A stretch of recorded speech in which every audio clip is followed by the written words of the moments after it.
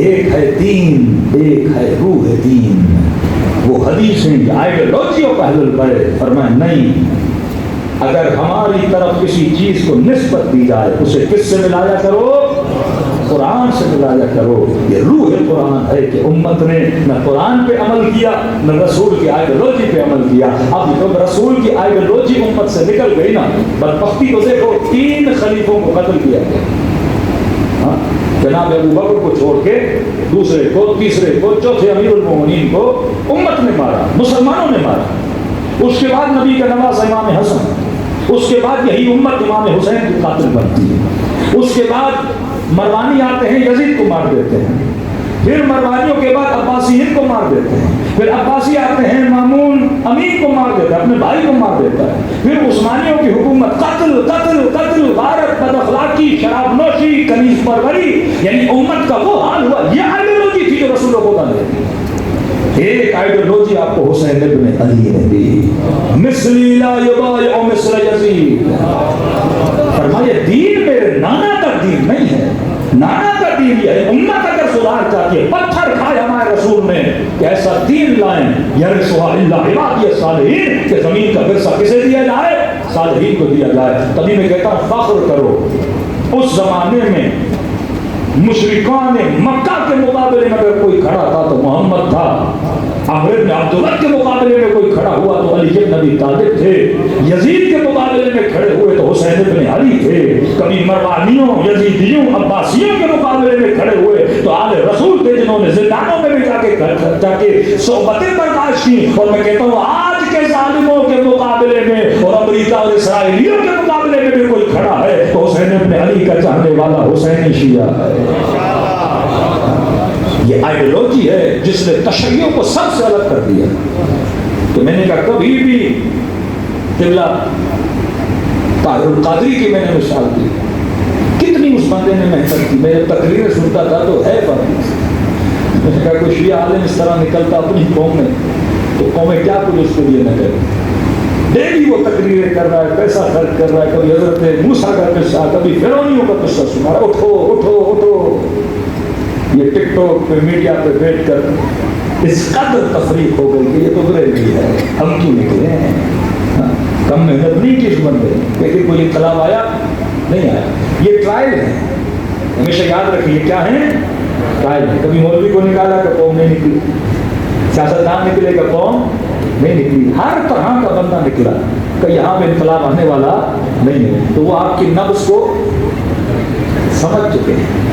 یہ واقعات جو کرائے جاتے ہیں نا، یہ قوموں کی غیرت کو، نبض کو چیک کرنے. میں نے کسی مجلس میں عافیہ صدیقی کی مثال دی تھی، افسوس سے کہنا پڑتا ہے. ایک عورت زندان میں ہے، اپنے وکیل کو انٹرویو دیتی ہے. وہ انٹرویو شائع ہوتا ہے، پاکستانی قوم پڑھتی ہے، کچھ بھی ہونا پاکستانی ہے. کہتی ہے 20 یا 24 بار مجھ سے زیادتی کی گئی ہے امریکی جیل میں. یہ کوئی غیرت ہے؟ مولانا کیا فرماتے ہیں؟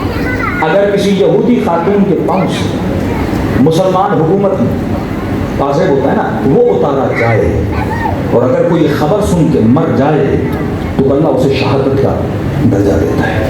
مطلب غیرت مند کا برداشت نہیں کر سکتا. جب معاشرے بے غیرت ہو جائیں کہ قوم کی بیٹیاں ظالموں کے زندانوں میں پڑ جائیں، یہ غیرت کیوں ختم ہوتی ہے؟ کیونکہ جب معاشرہ یزیدی ہو جاتا ہے، جب یزید جیسوں کو حاکم مان لے، جب ظالموں کو تسلیم کر لے، جب ظلم کے نیچے سر جھکا لے. حسینیت کا کیا مطلب ہے؟ آج کہیں گے مولانا پرانی حسینیت نہیں، حسینیت پرانا یزید میں. یزید بھائی نئے کو پہچانو گے تو پرانے کی سمجھ آئے گی نا. معیار بنایا جاتا ہے، یہ اصلی سونا ہے. اب اس سے دیکھتے ہو کہ نقلی سونے کا پتہ اس اصلی سے چلتا ہے. برینڈ کی ہی کاپی بنائی جاتی ہے نا. ہیرے کی پہچان کیسے ہوگی؟ جب اصل ہوگا تو آپ نقل کو پہچان سکو گے نا.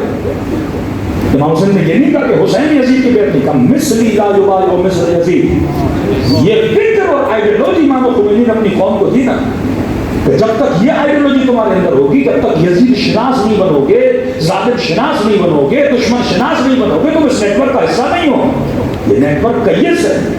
ممبر پہ 2 چیزیں اگر آ جائیں، ایک محبت اہل بیت دوسرا تبعیت اہل بیت، خالی محبت کسی کام کی نہیں، ایک طرف محبت، میں نے کہا اس شجر، اس نیٹ ورک کے قانون ہے معروف اور منکر، اور اصول ہے افراد کا آپس میں تعلق کا، محبت اہل بیت علیہ السلام، نتیجہ پھر ہے عدل اور حکمت۔ اگر منبر سے محبت کو بیان کیا جائے پر تبعیت اہل بیت کو بیان نہ کیا جائے، آج وقت بہت گزر چکا ہے، صرف ایک مولا کے صحابی کی طرف اشارہ کر رہا ہوں تاکہ آپ کو پتہ چلے کہ اس نیٹ ورک کو کس طرح افراد نے چلایا اور اہل بیت نے افراد کی تربیت کس طرح سے کی۔ ضرورت پڑے محمد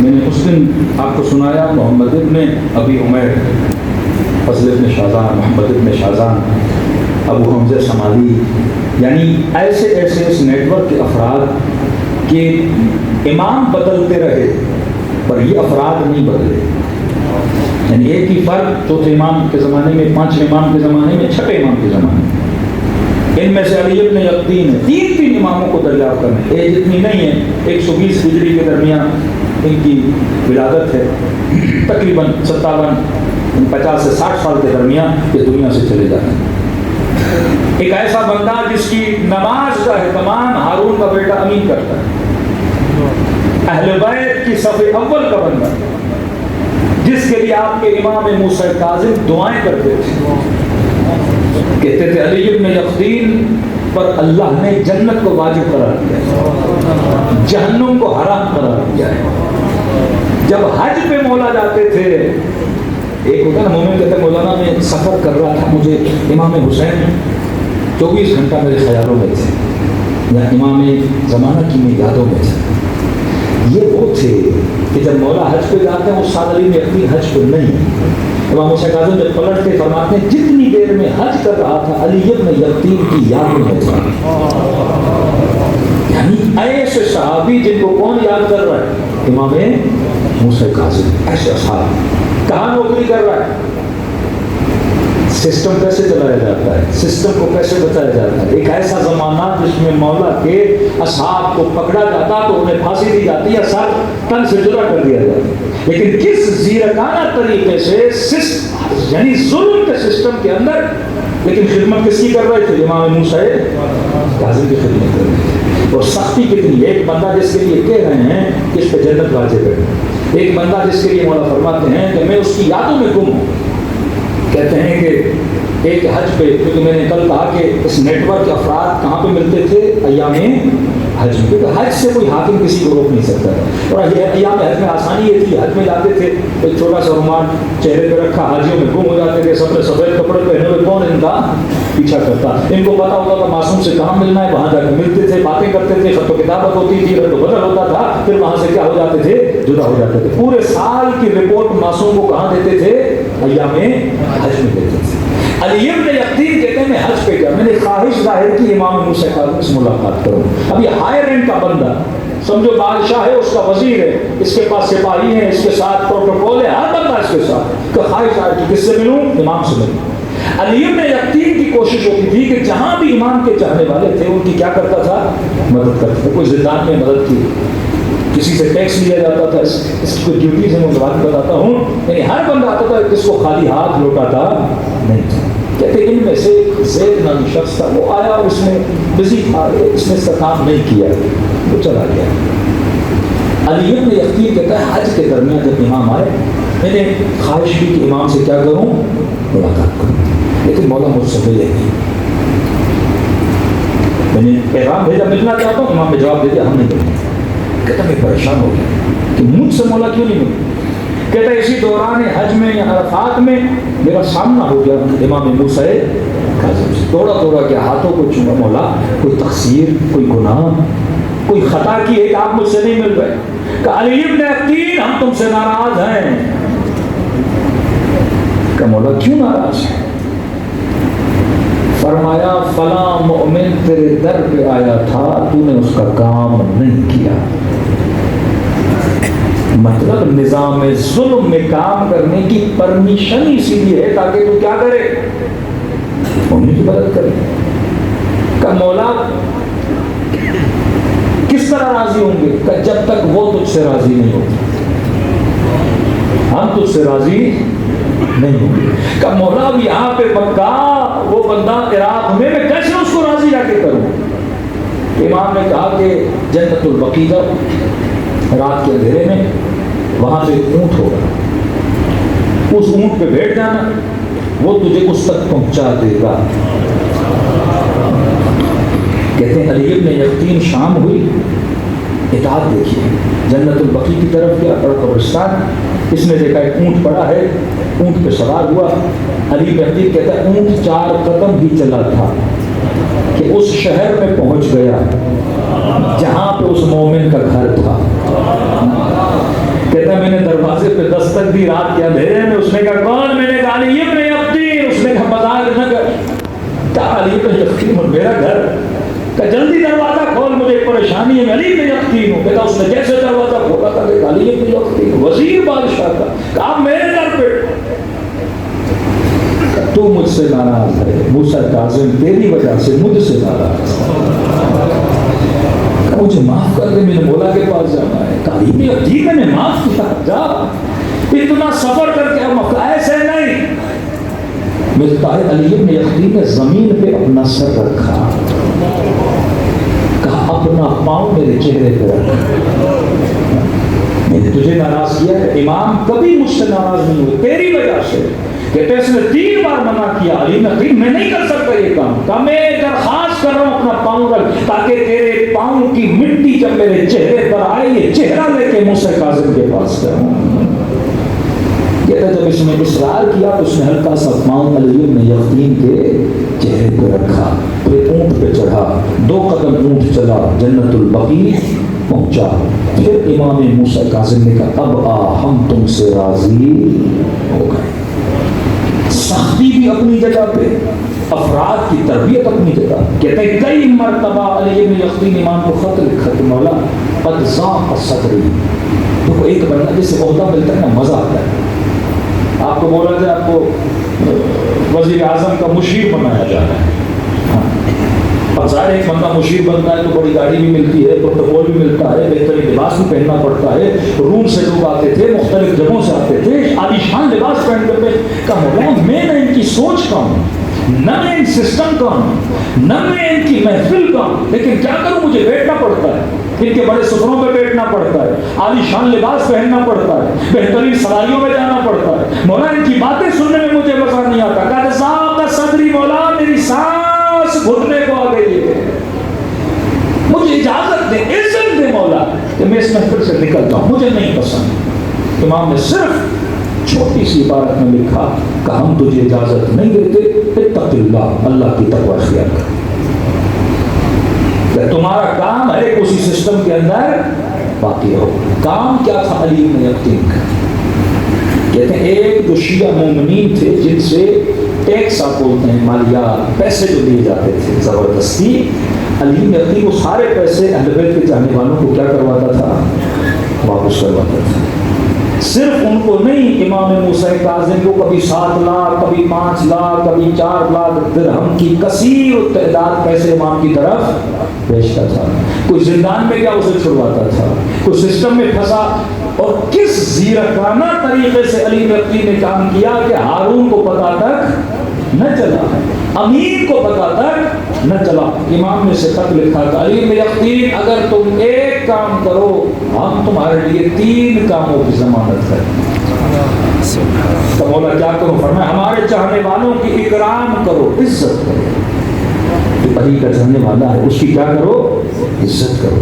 کہ جب وہ مشکل میں پڑے اس کی مشکل کو کیا کرو؟ دور کرو. کہ ہم 3 چیزوں کی ضمانت کرتے ہیں. علی ابن یقطین کبھی بھی تمہارے بدن پہ تلوار کی خراش بھی نہیں آئی،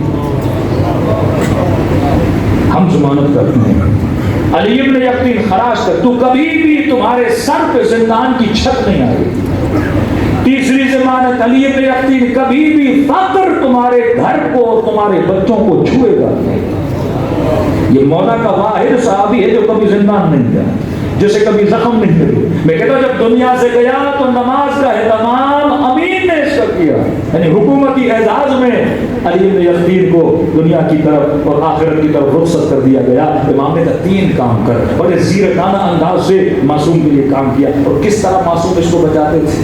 کہتے ہیں ایک مرتبہ ہارون نے روم سے قافلہ آیا, بہترین جامع کہتے ہیں لباس, خوبصورت ترین مہنگا ترین لباس علی بن یقین کو دیا. علی بن یقین نے یہ لباس ساتھ میں 1 لاکھ درہم اور کچھ تحفے, عاشق تھا امام موسیٰ کاظم کا, اسے جو ملتا تھا یہ کس کی طرف بھیجتا تھا, امام موسیٰ کاظم کو دیتا تھا. یعنی جو اسے پسند ہے وہ کسے دیتا تھا, امام مجھے جو پسند ہے میں کسے پہناؤں, اپنے امام کو پہناؤں. کسی کے ہاتھوں کے ذریعے اس امام کی طرف وہ جامع جو خوبصورت جامع ہے امام موسیٰ کاظم کو روانہ کیا. کہتے ہیں امام کے پاس جب یہ جامع, امام نے سارے تحفے لیے لیکن یہ جو جامع تھا جو خوبصورت لباس تھا امام نے اسے واپس پلٹا کے خط لکھا. فرمایا ہم ہر چیز قبول کر رہے ہیں لیکن یہ جو تجھے ہارون نے دیا ہے ہم اسے قبول نہیں کر سکتے. اور ساتھ میں لکھا علی بن یقین اس چیز کی بڑی حفاظت کرے کہ یہ جامع تجھ سے دور نہ ہو پائے, اسے سنبھال کے اپنے پاس رکھنا. کبھی سوال نہیں کیا مولا ایسا کیوں کہہ رہے ہیں. معصوم نے جو کہا وہ علی بن یقین نے کیا. اب اس کا جو غلام تھا علی بن یقین اسے نکال دیا کیونکہ غلام تھوڑی جاسوسی کرنے لگا, کہاں آتا ہے کس کے پاس جاتا ہے. اس نے جا کے ہارون کو کیا کی, شکایت کی کہ ہارون صاحب جس پہ آپ کا اتنا بھروسہ ہے علی بن یقین یہ تو شیعہ موسیٰ کاظم ہے. ہارون نے کہا کیسی باتیں کر رہے, میرا نزدیک ترین بندہ شیعہ ان کا ہو ہی نہیں سکتا.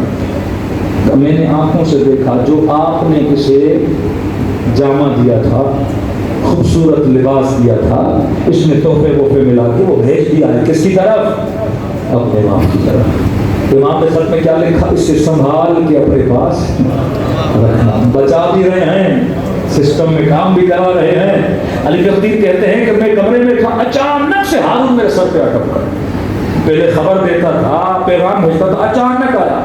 علی بن یقین میں نے جو تجھے جامع دیا تھا کہاں ہے وہ, میں نے جو تجھے وہ خوبصورت مہنگی ترین قمیض دی تھی میں نے دیکھا نہیں تو پہنے. عجیب ہے بھائی.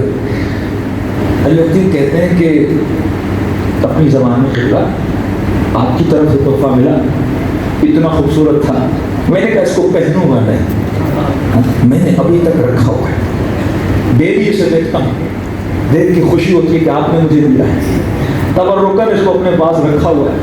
ڈیلی اس کپڑے کی زیارت کرتا ہوں کہ مجھے کس نے دیا ہے, بادشاہ سلامت نے دیا. کہ دکھا تو صحیح. تو فوراً گئے وہ جامع نکال کے دکھایا کہ علی بن یقین 1 لاکھ درہم سے دیے کہ یہ میں تجھے انعام میں دیتا ہوں. وہ بدبخت تھا جو مجھے تیرے خلاف کر رہا تھا, آج کے بعد میں تجھ پہ کبھی شک نہیں کروں گا. کس طرح سے معصوم نے 2 روایتیں ملتی ہیں نا. پھر کسی نے شکایت کی ہارون صاحب آپ کا اتنا بھروسہ ہے, یہ رافضی علی بن یقین, رافضی قدرفظ جو امیر المومنین کو دوسروں سے کیا مانتے تھے, افضل مانتے تھے. تو مجھے کہیں میں نے آنکھوں سے دیکھا ہے جب یہ وضو کرتا ہے موسیٰ کاظم والا کرتا ہے. آپ کو نہیں پتا, آپ اس کی نماز کو دیکھیں, بادشاہ کو پھر یقین نہیں آیا. پھر اس سے پہلے ایک علی بن یقین کے نیچے ایک اور بندہ تھا, کہتا ہے کالے رنگ کا کرتا آیا, وہ بہت خوبصورت تھا, میں نے امام کو بھیجا, امام نے وہ کرتا دیا اور واپسی کو شکریہ بھی کیا اور اس خط مجھے بھیجا اور کہا کہ یہ خط کسے دینا, علی بن یقین کو دینا. کہتے اچانک وہ بندہ امام موسیٰ کاظم کا خط علی بن یقین کہتے میں نے خط کھولا, امام نے لکھا کہ اب وضو ایسے کرو جیسے ہارون کرتا ہے. علی بن یقین نے شک بھی نہیں کیا, یعنی اتنی اطاعت ہوتی تھی, اگر معصوم کچھ کہے فوراً کرتے تھے. اور آج کا شیعہ ایک مجتہد فتویٰ دے ایسا کیوں ویسا کیوں, کل کرتے تھے آج کیوں نہیں. جناب یہ مکتب تبعیت کا مکتب ہے, اطاعت کا مکتب ہے. فتویٰ آ جائے آپ کا کام ہے کیا کرنا, عمل کرنا, یہ آپ کی طاقت ہے, اتباع ہی آپ کی طاقت ہے. کہ آج کے بعد وہی وضو کرنا. کہتے ہیں صبح خط ملا, دوپہر کی نماز ہوئی. اب علی بن کو نہیں پتا, بس امام نے کہا کرو, تو اس نے کہا ٹھیک ہے. کہتا دوپہر کی نماز ہوئی, میں نے اسی طرح وضو کیا جس طرح ہمارے بھائی کرتے ہیں. کہتے ہیں ہارون پردے کے پیچھے کھڑا ہو کے مجھے دیکھ رہا تھا. جب دیکھا تو وضو تو وہی تھا جیسا ہارون کا وضو تھا. کہتا پھر آیا مجھ سے لاکھ معافیاں مانگی. کہ میں نے پھر اپنا وعدہ توڑ دیا, میں نے قسم کھائی تھی تجھ پہ شک نہیں کروں گا. پھر اس بدبخت مجھے جھوٹ بولا اور میں نے تجھ پہ شک. جب جن دنوں نے شکایت لگائی ہارون نے ان کو کیا دی؟ سزائے دی. چند دنوں کے بعد امام کا پھر خط آئے گا, اب ویسے ہی وضو کرو جیسے ہم کیا کرتے ہیں. اسی طرح ہمارے ایک مفتی صاحب تھے اہل سنت کے, وہ یہ روایت لکھ رہا ہے کہ دیکھو ہمارا وضو وہی ہے جو اہل بیت کہتے ہیں. وہ امام حسین قاضی کی کہ دیکھو علی ابن یقین کو کہا وہی وضو کرو جو سنی کرتے ہیں, اور اسے حکمت کا نہیں پتا نا پچھلی کہانی اگلی کہانی. تو یہ نیٹ ورک کو اہل بیت علیہ الصلوۃ والسلام کا افراد کو اتنا ٹرینڈ کیا اہل بیت نے کہ اگر کسی سسٹم میں بھی جاتے ہو ہدف کیا ہو, اپنے شیعوں کی کیا کرو, مدد کرو. کبھی سسٹم میں اندر جا کے مدد کرو, کبھی حدیثوں کے ذریعے سے, کبھی جناب عبدالعزیز حسنی کو امام ہادی نے بھیجا, کہاں شہر رہ میں بھیجا. شیعوں سے ملتے نہیں تھے کہ ہم نے نمائندہ بھیجا ہے, جا کے اس سے جا کے کیا کرو, رجوع کرو. یعنی آہستہ آہستہ شیعوں کی ٹریننگ دیتے گئے, پھر غیبت صغریٰ, پھر غیبت کبریٰ, تب جا کے یہ آئیڈیالوجی آف اہل بیت علیہ الصلوۃ والسلام بنی. اب اس آئیڈیالوجی کے باؤنڈریز ہر ذاکر, ہر محی خان, ہر خطیب کو پتہ ہونی چاہیے کہ جناب ہم نے محبت بھی پھیلانی ہے, تبعیت اہل بیت علیہ الصلوۃ والسلام بھی پھیلانی ہے. یعنی ایک طرف اطاعت ہو, دوسری طرف محبت اہل بیت ہو, پھر ہمیں علی ابن یقین بننے سے کوئی روک نہیں سکتا. صلوات پڑھے محمد والے محمد.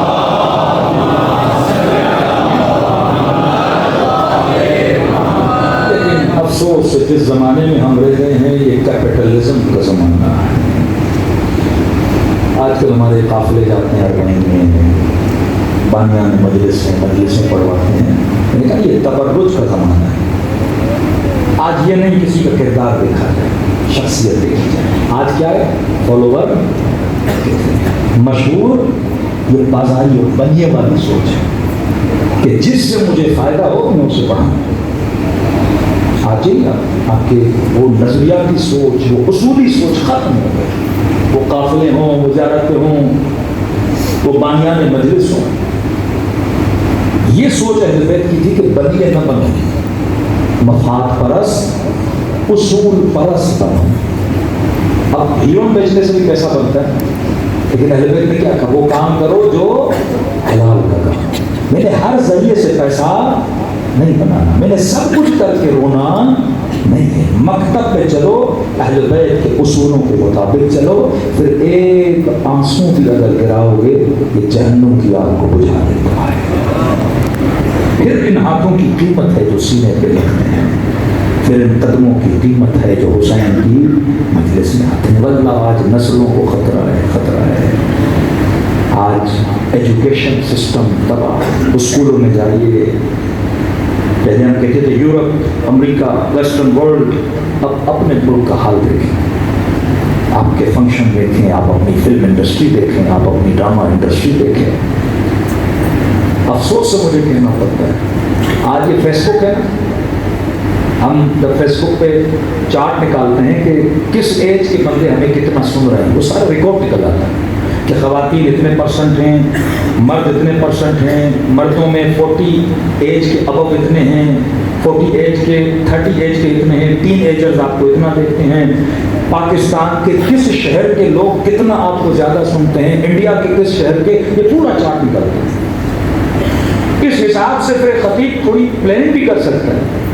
اگر خواتین زیادہ سن رہی ہیں, مرد کم سن رہے ہیں, یہ ایج فیکٹر زیادہ سن رہا ہے, تو اس حساب سے وہ اپنی کیا کرے گا, جو نقطہ ضعف ہے, جو لوگ نہیں سن رہے, اس پہ زیادہ کام کرے گا. دشمن اسی طرح پلاننگ کرتا ہے, کوٹا آتا ہے ان کے پاس. پاکستان کے کس شہر میں لوگوں کا رجحان کہاں, یہ فیس بک بتا سکتا ہے. آپ اپنے بچے کا فیس بک چیک کرو, سب کچھ پتا چل جائے گا یہ کیا دیکھتا ہے, کون سا مٹیریل زیادہ دیکھتا ہے. پورا, اگر آپ کو نہیں پتا, ان کو پتا ہے کہ آپ کی بیٹی کیا دیکھ رہی ہے, آپ کا بیٹا کیا دیکھ رہا ہے, آپ کی نسلیں کیا دیکھ رہی ہیں. اگر ان کا رجحان دین کی طرف زیادہ ہے تو اس کو زیادہ بے دین بنا, اس کو زیادہ مٹیریل وہ دو. ہر چیز کی پلاننگ ہے. کہ آج ریکارڈ نکلا, افسوس سے کہنا پڑتا ہے کہ فحش فلمیں, پورنوگرافی, 2 ملکوں کا نام آیا, ایک پاکستان, دوسرا سعودی عرب. 3-4 سال پہلے ایران کا بھی نام آ چکا تھا. پاکستان میں سب سے زیادہ پہلے نام آیا فیصل آباد کا, پھر شاید نام آیا کوئی چنور منور کا کوئی اور شہر کا. یعنی نام بھی آتے ہیں کہ اس شہر کے جوان اس گناہ کو کیا کر رہے ہیں, زیادہ دیکھ رہے ہیں. بھائی اس شہر میں اگر دیکھا جائے تو میرے بچے بھی تو ہیں. اگر پاکستان کی نسل دیکھے تو اس جوان میں میرا بچہ بھی تو ہے. ایک کسی خطیب کی پلاننگ, ایک کسی کے ذہن میں یہ کہ اگر جوانوں میں فحاشت زیادہ بڑھ رہی ہے تو محرم میں اس کے خلاف زیادہ پڑھا جائے. اگر بے پردگی کا رجحان زیادہ بڑھ رہا ہے تو پری پلان ہو کے آپ وہ روایتیں زیادہ پڑھو. اگر کہیں پہ نصیریت زیادہ بڑھ رہی ہے تو پری پلان کر کے وہ ٹاپکس لے کر آؤ کہ لوگوں کو, نسلوں کو نصیریت سے بچایا جائے. وہ اگر کام کرتے ہیں تو پری پلان کام کرتے ہیں. ہمارے کوئی پلاننگ نہیں, جس کے من میں جو آ رہا ہے وہ پڑھتا جا رہا ہے. کیونکہ مجمع کو یہ پسند ہے کہ بنیے والی سوچ ہے. سوچ ہی ہونی چاہیے کہ حسین کو کیا پسند ہے, عوام کی بہتری کس میں ہے, لوگوں کی بہتری کس میں ہے. یہ سوچ رکھ کے امام حسین مدینے سے نکلے کہ بھائی اصحاب چپ ہو گئے, کوفے والے چپ ہو گئے, مدینے والے چپ ہو گئے, مکے والے چپ ہو گئے. مطلب اگر جو قوم یزید کو ایکسیپٹ کر لے, یزید سے بدتر اور کیا ہوگا؟ اس سے بدتر تو نہیں آ سکتا. شراب بھی پیتا ہے, فاسق بھی ہے, فاجر بھی ہے, بندر بھی رکھے ہوئے ہیں, ناچنے والیاں بھی رکھی ہوئی ہیں. اب یہ خلیفۃ المسلمین بنا. فرما نہیں, اب اس امت کو بیدار کرنے کے لیے حسین نے اپنا سر کٹانا ہوگا تاکہ یہ نسلیں بچے. اگر کربلا نہ ہوتی آج دنیا میں 400-500 ملین شیعہ نہ ہوتے. وقت نہیں آج کی مجلس میں. تھوڑا سا اسٹڈی کریے ترکی کو, مسلمان ہیں اسلام نہیں. آذربائیجان والے شیعہ ہیں پر حسینیت نہیں ہے. باپو چلے جائے, یہ ختم ہو چکا ہے سب کچھ. یہ مستقبل اپنے بچوں کا نہ بناؤ, فکر امام حسین کو پھیلاؤ, تربیت دو اپنی نسلوں کو, نیٹ ورک بتاؤ اہل بیت کا تاکہ نسلیں بچیں. کوئی بچہ بے دین ہو کے نہ مرے, نسلیں ایسے زندگی جئیں جیسے کربلا والوں نے زندگی جی. صلوات پڑھے محمد والا.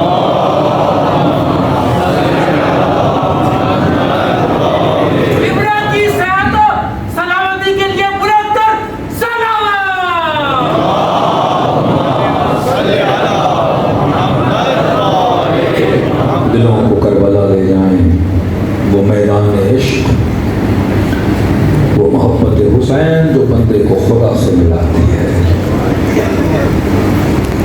اتنا عشق کسی نے خدا سے نہیں کیا جتنا امام حسین نے کیا. کبھی دعائے عرفات ترجمے کے ساتھ پڑھیں. اتنا عشق امام حسین کہ خدا پہ مخی و عروقی و عیونی, کہ اپنے مطلب فرماتے ہیں کہ میرے ماتھے پہ جھریاں ہیں, حسین کی وہ جھریاں بھی تجھے پکار رہی ہیں. اپنی زبان سے و شفتائی, اپنے ہونٹوں سے, و عروقی, اپنے بدن میں ایک ایک جو رگ ہے خدایا وہ کسے پکار رہی ہے؟ تجھے پکار رہی ہے. یہ زینب کہتی ہے دعا عرفات جو آخر میں یا رب یا رب یا رب ہے نا, اتنی مرتبہ حسین نے کہا کہ غش کھا کے زمین پہ گر پڑے. جن ہونٹوں سے حسین نے یا رب کہا ان ہونٹوں پہ ابن زیاد نے چھری ماری. جس گلے سے حسین نے یا رب کہا. امام زمانہ فرماتے ہیں میرا سلام ہو کربلا کے اس شہید پہ جس کی گردن کو پیچھے سے کاٹا.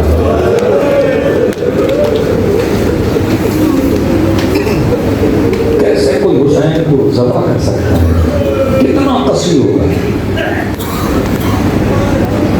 یہ آگے انصاریہ میں شاید روایت پڑھی, میں نے سنی ہے اس کی. کہتے ہیں جب شبر سینے پہ آیا نا, کہتے بار بار امام حسین کہہ رہے تھے کہ شبر مجھے دیکھو. آج پناہیان نے بولا کہ بار بار کہہ رہے تھے مجھے دیکھو. شبر دیکھ نہیں رہا تھا. کیوں نہیں دیکھ رہا تھا؟ کیونکہ اتنی کشش تھی حسین کے چہرے. شمر کو پتا تھا تھوڑی دیر دیکھوں گا حسین کو قتل کرنے سے رک جاؤں گا. اتنی کشش امام حسین کے چہرے. کہ جب امام حسین نے کہا تھوڑی دیر دیکھ تو صحیح میں کون ہوں, کس کے سینے پہ بیٹھے, جس کا کلمہ پڑھتے اس کا نواسہ ہوں. فاطمہ کا لال. شمر تھوڑی دیر مجھے تو دیکھ کے سے مارنے آئے. کہ شمر نے میں بھی حوصلہ نہیں تھا کہ حسین کو دیکھے کہ تبھی اس لعین نے امام حسین کو پلٹ دیا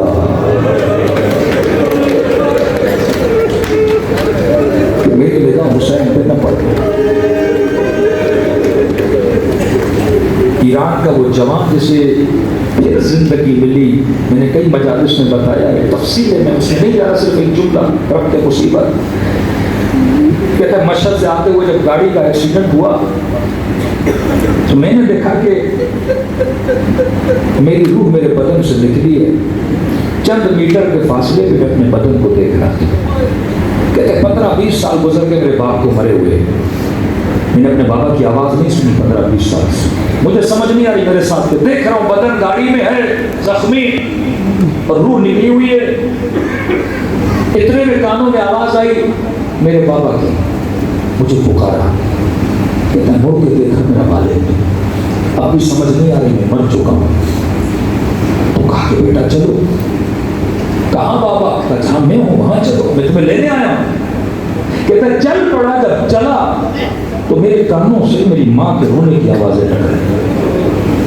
ادھر دیکھا تو وہ گاڑی کے سامنے ہو کہا چیخیں مار رہی ہے اور کہہ رہی امام رضا مجھے تم سے اپنا بیٹا واپس چاہیے، مولا حسین مجھے بیٹا چاہیے، امام زمانہ مجھے بیٹا چاہیے، میں آپ کی زیارت کے لیے آئی تھی۔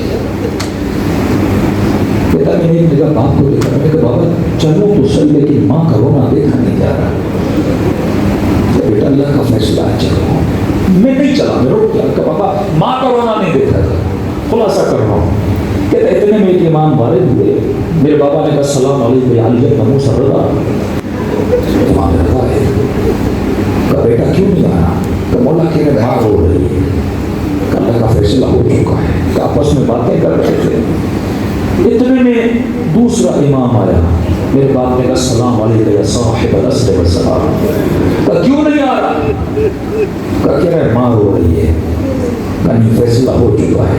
کہ اچانک غم کی فضا آئی، جب دو امام آئے نا تو خوشی کا احساس ہوا، لیکن اچانک ایک غم جیسے دل پھٹنے کو آئے۔ میں نے دیکھا ایک وجود آ رہا ہے جس کے آگے پیچھے لوگ ہیں، اور جیسے یہ آیا نا تو میرے باپ بھی جھکے، امام زمانہ بھی جھکے، امام رضا بھی جھکے اور کہا السلام علیکم یا ابا عبداللہ حسین۔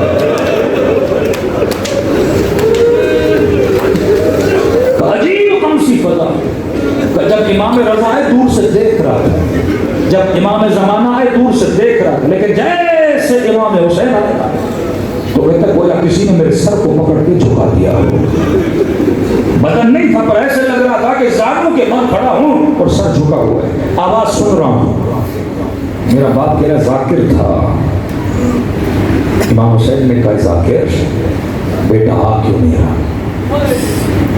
کہ مولا کہہ رہے ماں رو رہی ہے۔ جب ماں کا سنا نا حسین تو تھوڑی کیفیت بدلی گویا حسین، آسمان کی طرف گویا نگاہیں بلند کی، اب یہ سمجھ رہا ہوں، میرا دیکھ نہیں رہا، سمجھ رہا ہوں کہ یہ ہو رہا ہے، اور پتہ نہیں کیا دعا مانگی امام حسین نے، اب محسوس کر رہا ہوں کہ میرے قریب آ رہے ہیں۔ کہہ رہے ابھی تک دل تھا کہ واپس جاؤں کیونکہ ماں رو رہی تھی، ماں کا رونا دیکھا نہیں جا رہا تھا، گھٹنوں کے بل سر جھکا ہوا ہے، دیکھا نہیں میں نے امام حسین کو، محسوس کیا کہ میرے قریب آ رہے ہیں، ایک ابوت میرے قریب آ رہی ہے، عجیب سا احساس، غم کا احساس، میرے حسین مولا قریب آئے۔ جب قریب آئے نا تو ایسے لگا کسی نے میرے سر کو اٹھایا، یہ کہہ کے یہ بہت رویا، کہتا سر اٹھا، نگاہ حسین پہ پڑی، چند لمحے کی نگاہ تھی، اور مجھے کا جا تیری ماں کی خاطر تجھے واپس کیا۔ اس کے بعد کہتا مجھے ہوش نہیں ہے، ہاسپٹل کے بستر پہ میری آنکھیں کھلی، لیکن جب آنکھیں کھلی نا کہ روئے جائے کہ کہاں ہے میرا حسین، کہاں ہے میرا حسین؟ بھائی کہیں ہوا کیا ہے؟ کہ واللہ اگر پہلے چہرہ دیکھا ہوتا واپس کبھی نہ آتا۔ اتنی کشش تھی مولا حسین سے، اگر خدا پہلے دکھاتا نا میں کہتا ماں روتی رہے تو روتی رہے، لیکن مولا مجھے آپ کے پاس رہنا ہے۔ سمجھ نہیں آتی ایسے چہرے پہ چھڑی کیسے مارا،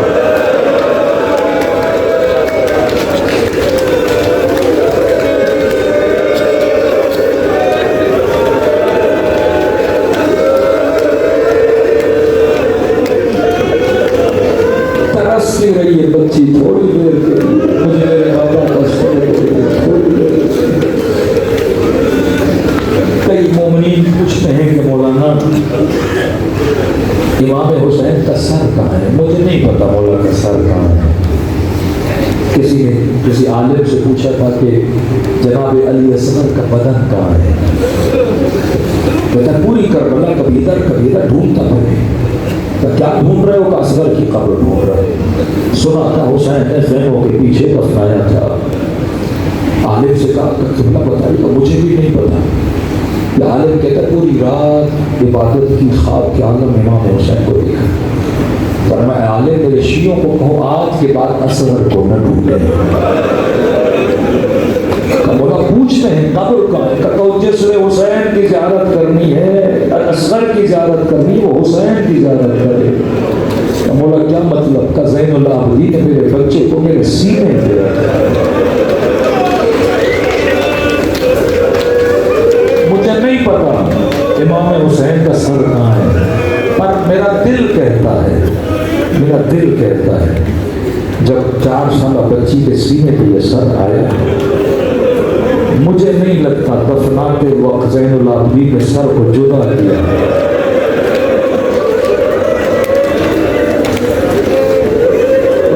کربلا جائیں گے نا، جب جناب سکینہ کی قبر کی زیارت پہ جائیں گے، عجیب سی کیفیت ہوتی ہے، شاید اسی کٹے ہوئے سر کی وجہ سے جدا نہیں کر سکے ہوں گے بابا کے سر کو سکینہ سے۔ دلوں کو کربلا لے جائیں، ایسے سلام کریں جیسے زینب نے سلام کیا، جیسے بچی نے اپنے بابا کو سلام کیا۔ السلام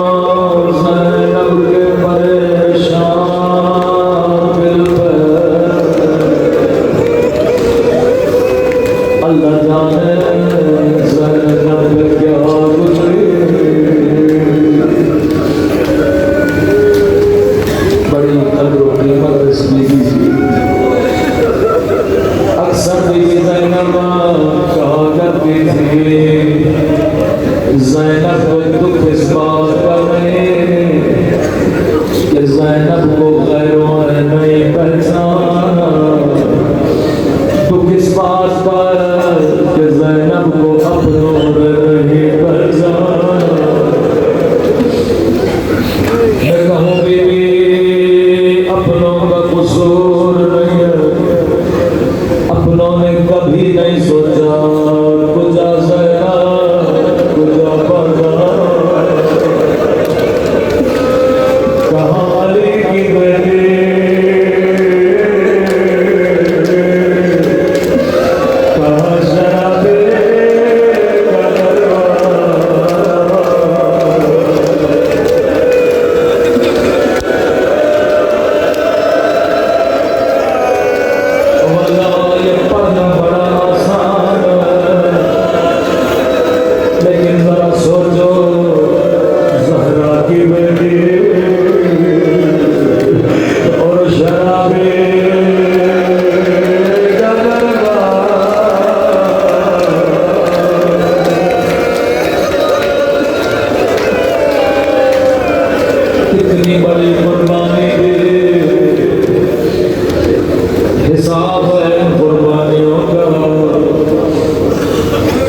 اپنی بیٹیوں سے تو محبت کرتے تھے، لیکن یتیم پرورش، غریب پرورش، بعض روایات میں کہ یتیمہ بچی تھی، مولا حسین اسے گھر لے کر آئے، اسے ایسے پالا جیسے اپنے بچوں کو پالتے ہیں۔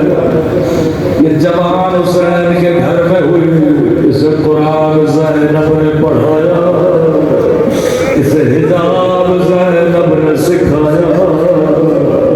جب جوان ہوئی شادی شام میں کرا دی، ہر سال مدینے آتی تھی، امام حسین سے ملتی تھی، کہتی تھی مولا میں اپنے شوہر کو بتاتی ہوں میرا حسین بڑا غریب ہے، مجھے ایسے پالا جیسے اپنے بچوں کو پالتے۔ اور کیا کہتا ہے تیرا شوہر؟ مولا جب جب آتی ہوں کہتا ہے کب تیرا مولا میرے گھر آئے گا، میں تیرے مولا کی خدمت کروں گا، بڑے بڑے سفر لگاؤں گا۔ مولا کا بڑا پیار آیا، فرمایا شیریں ہم آئے گے لیکن تو پہچان نہ سکوگے۔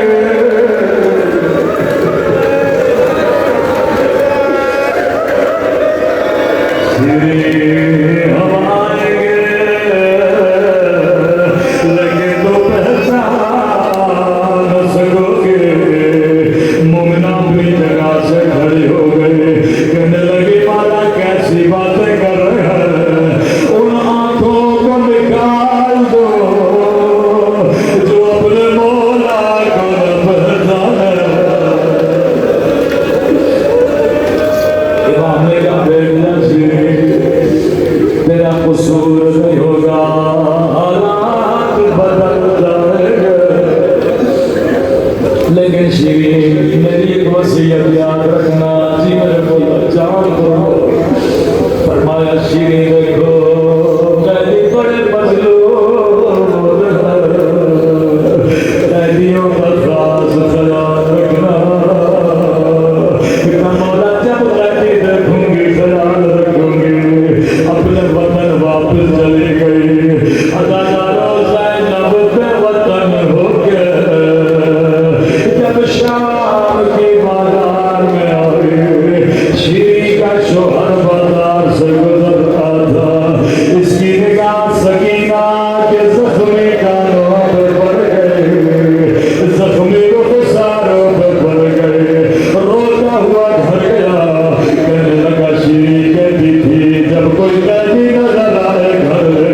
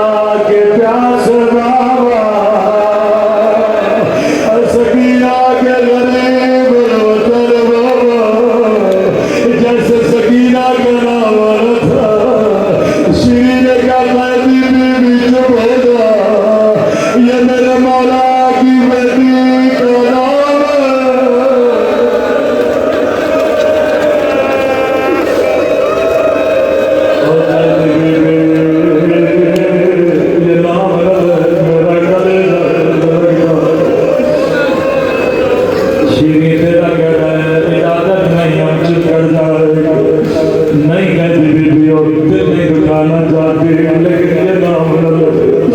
अगर तेरे मकदूर का कोई बेटा है उसका नाम लेकर बंद करो या बेटे का नाम आना था फिर से कोई कहती बीबी उठी आए अली अकबर के प्यासे बाबा आए अली अकबर के गरीब वतन बाबा शीर का काजी बीबी जो मेरा ये नाम न ले ये मेरे मौला के बेटे का नाम अल्लाह के दर पे मेरे बच्चे कुर्बान करे। कहती बीबियां फिर से चुप हो गई शीरीन तेरा घर है कहती बीबी ये नाम न लो मदीने वालों के नाम अगर तेरे मकदूर का कोई भाई है उसका नाम लेके बंद करो या भाई का नाम आना था फिर से कोई बीबी उठी आए अब्बास के प्यासे भैया आए अब्बास के गरीब वतन भैया शीर का काजी बीबी जो बोला ये तो मदीने वाले के नाम है अल्लाह मेरे मौला की खैर करे।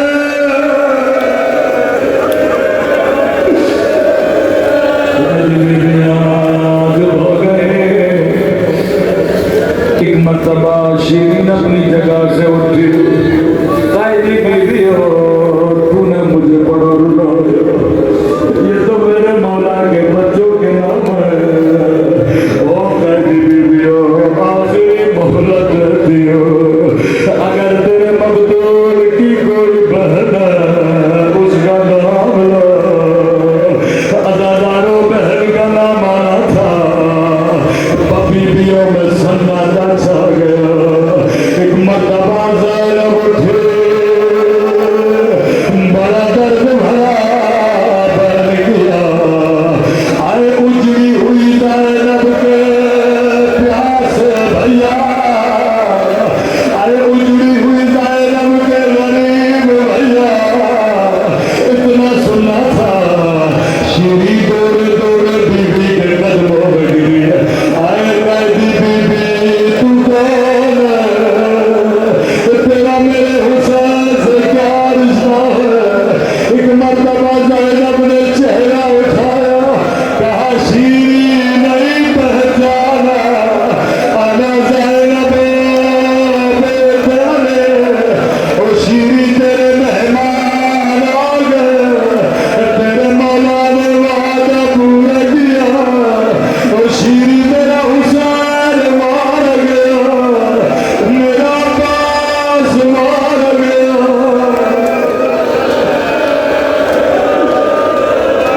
ओ शीरी तेरे मौला ने वादा पूरा किया ऐ खुदा तुझे ज़ैनब की मज़लूमियत का वास्ता तुझे अब्बास की गैरत का वास्ता हमारे मौला और आका इमाम ज़माना का ज़हूर फरमा हम सबको मौला के अमान और सलात में शरीक फरमा ऐ खुदा कब्र व क़यामत में शफ़ाअत हुसैन नसीब फरमा ऐ खुदा हमारे